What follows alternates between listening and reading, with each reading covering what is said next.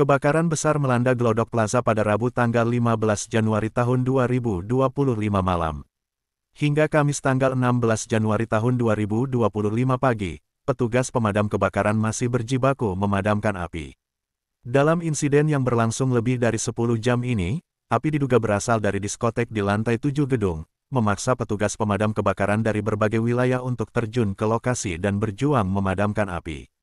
Kebakaran ini mengingatkan kembali akan sejarah panjang Glodok Plaza yang penuh liku, dari bekas lembaga pemasyarakatan yang angker hingga menjadi pusat perdagangan elektronik terbesar.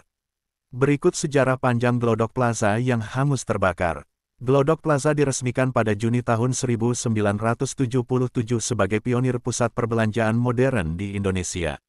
Gedung berlantai 6 ini awalnya dipenuhi oleh pedagang yang menjual berbagai alat elektronik dan perlengkapan rumah tangga. Namun, sebelum menjadi pusat perbelanjaan, lokasi ini dulunya merupakan lembaga pemasyarakatan khusus (LPK) yang terkenal angker.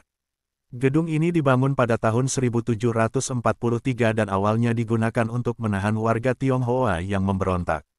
Seiring waktu, fungsi penjara ini berkembang menjadi tempat penahanan bagi berbagai narapidana, termasuk mereka yang dijatuhi hukuman mati. Dalam kondisi yang sangat tidak manusiawi, banyak tahanan mengalami penyiksaan dan kematian akibat penyakit serta kelaparan. Salah satu momen penting dalam sejarah penjara ini adalah penahanan Muhammad Hatta, wakil presiden pertama Indonesia, pada tahun 1940-an. Hatta ditahan selama 10 bulan oleh pemerintah kolonial Belanda sebelum akhirnya diasingkan. Selain itu, band legendaris Kus Plus juga pernah merasakan pahitnya kehidupan di LPK Glodok saat mereka ditangkap karena dianggap memainkan musik barat. Setelah era kemerdekaan, penjara ini beralih fungsi menjadi pusat perbelanjaan pada akhir 1970-an ketika kondisi gedung dianggap tidak layak untuk digunakan sebagai tempat penahanan. Pada tahun 1980-an hingga 1990-an, Glodok Plaza menjadi salah satu tujuan utama bagi pembeli elektronik karena lokasi strategis dan harga barang yang bersaing. Glodok Plaza dirancang dengan 6 lantai yang awalnya dipenuhi oleh pedagang alat-alat elektronik. Pada tahun 1990, plaza ini menjadi pusat perdagangan elektronik terbesar di Asia Tenggara. Namun, perjalanan Glodok Plaza tidak selalu mulus. Pada tahun 1983, gedung ini mengalami kebakaran besar yang mengakibatkan kerusakan parah dan memaksa renovasi total.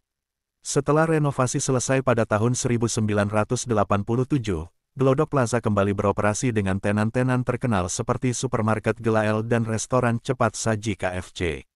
Pada tahun 2001, gedung ini diperbarui lagi dengan penambahan 2 lantai dan basement untuk meningkatkan kapasitasnya. Glodok Plaza kembali menghadapi tragedi ketika kerusuhan Mei tahun 1998 melanda Jakarta, yang menyebabkan kerusakan parah akibat penjarahan dan kebakaran. Renovasi besar-besaran dilakukan pada tahun 2000 untuk memperbarui desain dan struktur gedung agar lebih modern dan sesuai dengan perkembangan teknologi informasi. Kebakaran terbaru terjadi pada tanggal 15 Januari tahun 2025, melanda beberapa lantai gedung, ada korban jiwa dalam insiden tersebut. Kebakaran ini menambah daftar panjang sejarah kelam yang pernah dialami oleh Glodok Plaza.